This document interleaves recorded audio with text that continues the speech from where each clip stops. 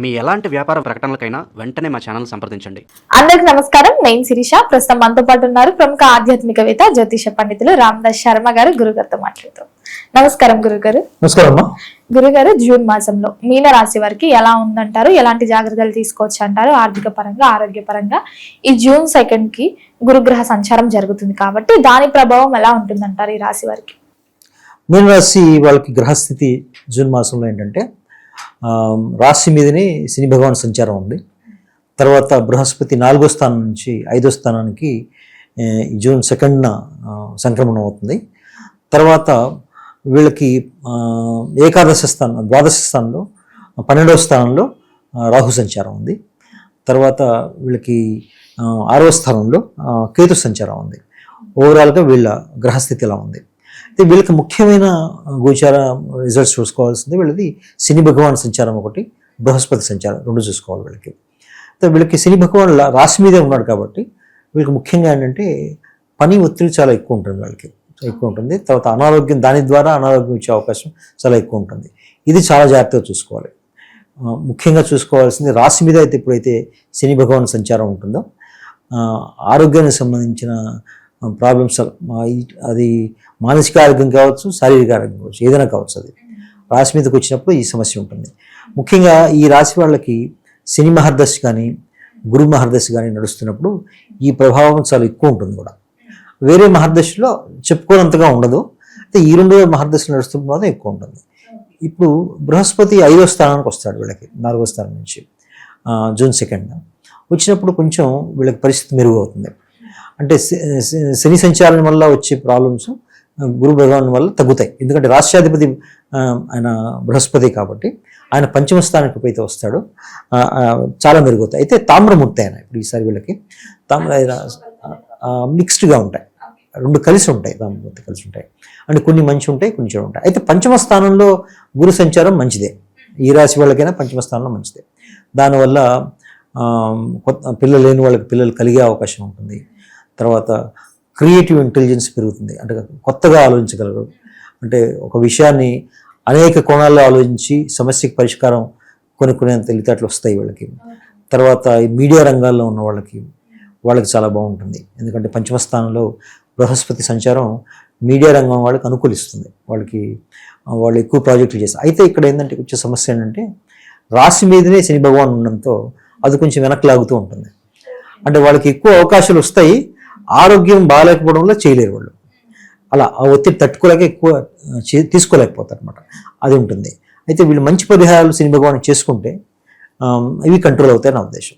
తర్వాత ఏకాదశ ద్వాదశ స్థానంలో 12వ స్థానంలో రాహు సంచారం వల్ల ఏమవుతుందంటే వీళ్ళకి ఈ మెడిసిన్స్ ఎక్కువ తీసుకోవాల్సి వస్తుంది.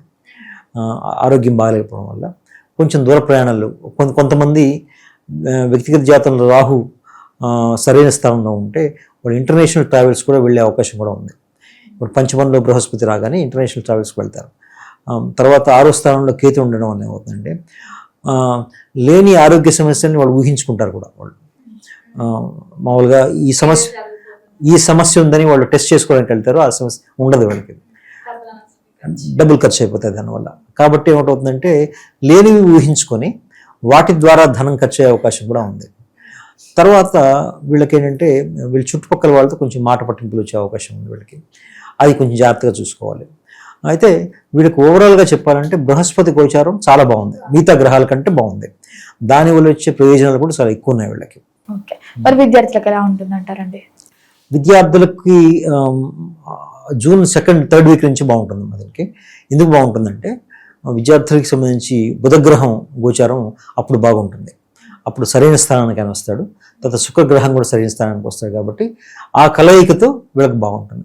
అయితే విద్యార్థులు కూడా ఆరోగ్యాన్ని సరిగా చూసుకోవాలి, ఎందుకంటే ఆరోగ్యం బాగుంటేనే కదా పాఠశాలకైనా వెళ్ళగలిగేది. కాబట్టి ఆరోగ్యం సరిగా చూసుకుంటే బాగుంటుంది. అయితే చదువు మీద ఆసక్తి, నేర్చుకోవాలనే తపన అవన్నీ బాగానే ఉంటాయి వీళ్ళకి, అదేం ఇబ్బంది లేదు వీళ్ళకి. ఉద్యోగ రంగంలో ఉన్న వాళ్ళకి ఎలా ఉంటుంది అంటారు? మరి ఉద్యోగ రంగంలో ఉన్న వాళ్ళకి, ఈ మీన రాశి వాళ్ళకి కూడా బాగుంటుంది. ఎందుకంటే ముఖ్యంగా క్రియేటివ్ ఫీల్డ్లో ఉన్న వాళ్ళకి బాగుంటుంది.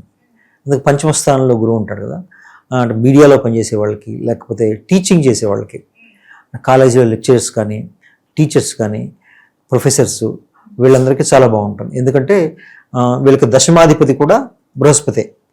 వీళ్ళకి దశమాధిపతి ఎవరు అవుతారు? వీళ్ళకి దశమాధిపతి ధనురాశి అవుతుంది, దశమస్థానం వాళ్ళకి. ధనురాశి కూడా బృహస్పతి అధిపతి, ఆయన పంచమ స్థానంలో ఉన్నాడు. ఎప్పుడైతే ఉంటారో కొంతమంది ఏం చేస్తారంటే ఉద్యోగం మారుతారు, ఉద్యోగం మారి మీడియా ఫీల్డ్కి వచ్చేవాళ్ళు కొంతమంది ఉంటారు, లేకపోతే టీచింగ్కి వెళ్ళిపోయేవాళ్ళు చాలామంది ఉంటారు. ఆ రంగంలో ఉన్నవాళ్ళు చాలా బాగా రాణిస్తారు దానిలో. కాబట్టి ఉద్యోగస్తులకు కూడా చాలా బాగుంటుంది ఈ మంచి అనుకూలమైన సమయం. ముఖ్యంగా మీడియా క్రియేటివ్ ఫీల్డ్లో ఉన్న వాళ్ళకి చాలా మంచి అనుకూల సమయం ఇది. మరి కుటుంబ వాతావరణం కూడా ఎలా ఉంటుందంటారు? కుటుంబ వాతావరణం కొంచెం ఒడిదుడుకులు ఉంటాయి వీళ్ళకి. ముఖ్యంగా జూన్ 3rd వీక్ దాకా, మూడో వారం దాకా కొంచెం ఇబ్బంది ఉంటుంది, అంటే ఈ కుజుడు సంచారం వల్ల. తర్వాత ఇవన్నీ మెరుగుతాయి, 4వ వారం నుంచి మెరుగుతాయి. బృహస్పతి కంట్రోల్లోకి వస్తుంది, ఇవన్నీ మెరుగుతాయి. వివాహ యోగం ఉందంటారా? వివాహ యోగం ఉందమ్మా, ముందుకు వెళ్తుంది, ఎందుకంటే బృహస్పతి బలం ఉంది కాబట్టి.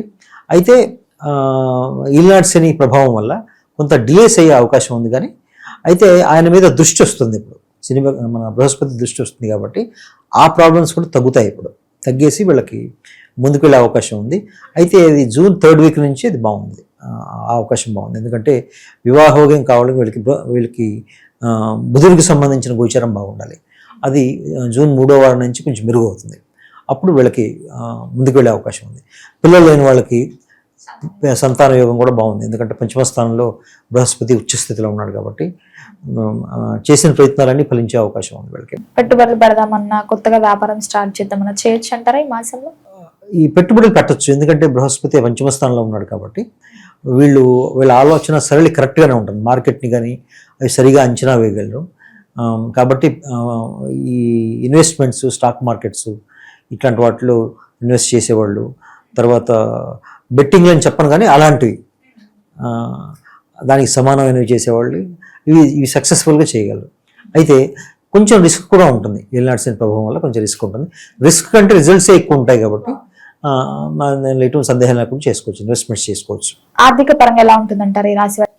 ఆర్థిక పరంగా చాలా బాగుంటుంది, మా బృహస్పతి గోచారం బాగుంది, వీళ్ళకి బాగుంటుంది. అయితే కొంత వచ్చిన ధనం ఖర్చు అయ్యే అవకాశం కూడా ఉంది.